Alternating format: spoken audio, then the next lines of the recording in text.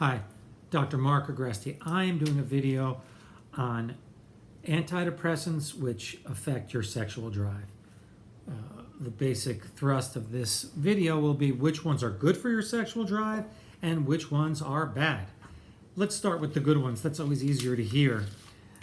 The first one, bar none, the best antidepressant for your sexual drive would be called Bupropion, Wellbutrin XL, Wellbutrin, or Zyban. It's also used in the treatment of attention deficit disorder and to help people stop smoking. It does not affect serotonin. It affects norepinephrine and dopamine, and that's good for people trying to treat depression and not have sexual dysfunction. And this drug does not put on weight. It sounds too good to be true.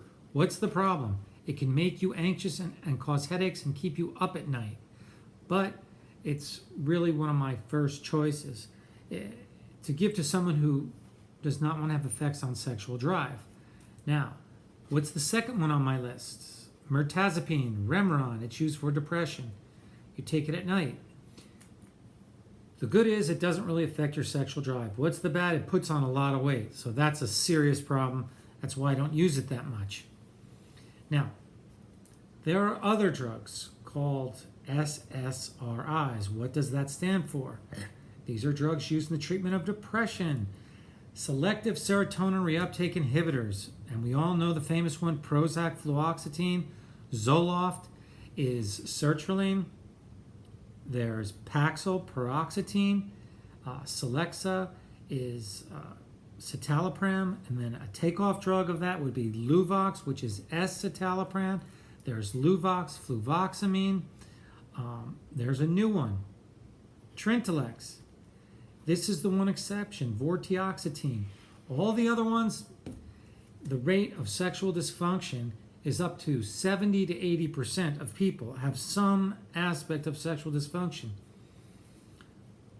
Either sexual drive, delays in orgasm, delays in lubrication, or erectile dysfunction with the other standard selective serotonin reuptake inhibitors that I mentioned.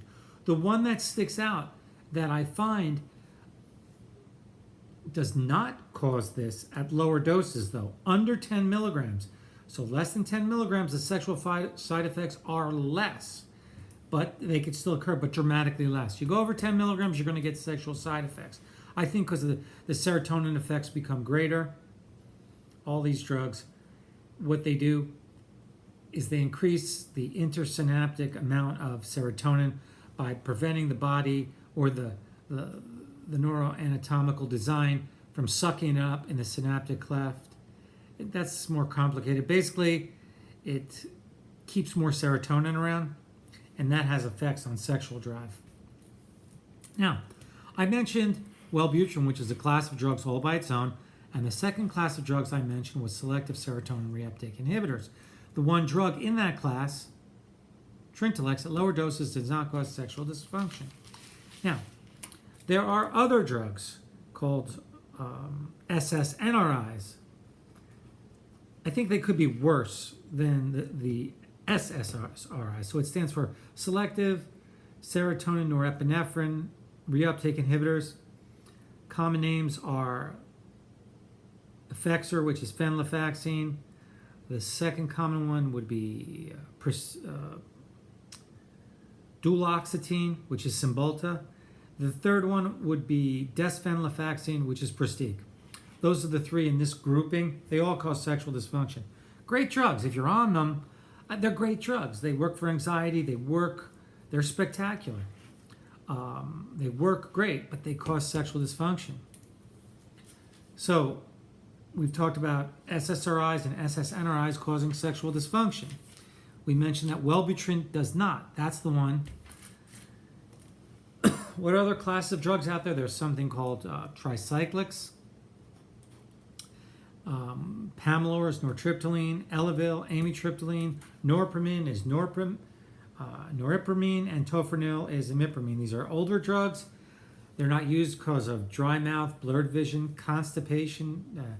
They are lethal in overdose. So you're giving people with depression a drug which may allow them to overdose on it, so they're not really used, still have sexual dysfunction. And I don't see too many people on them. They're mostly used. Elafil can be used for neuropathic pain, could be used for migraines. They sometimes are used in Parkinson's disease. Otherwise, these drugs are not used that frequently because they're older, a lot of side effects. Then there's mixtures of tricyclics with serotonin, clomipramine or anafranil, clomipramine. It's used for obsessive compulsive disorder, sexual dysfunction. Then there's the monoamine oxidase inhibitors, parnate with tranylcypromine, and nardilphenelzine, sexual dysfunction.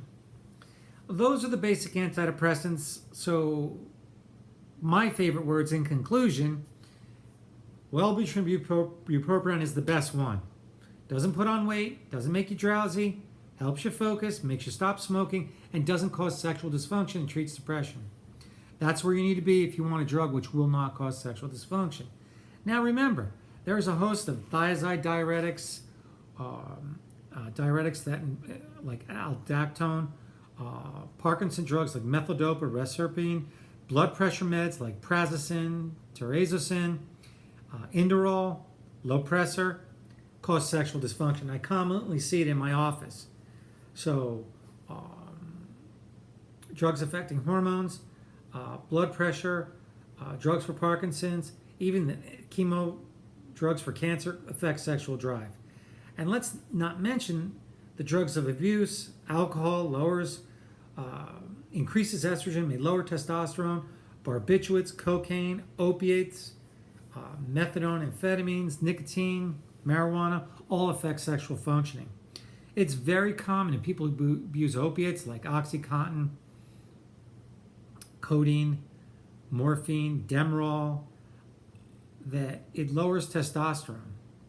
So does marijuana. So let's be real careful with all these drugs. I get into this in my book, much more in depth, A Chance to Change on Amazon.com, which talks about drugs of abuse and how they affect sexual drive. And then I talk about different people with different illnesses and the treatments for them and what the effects are in my book, Tales from the Couch on Amazon.com. Thank you.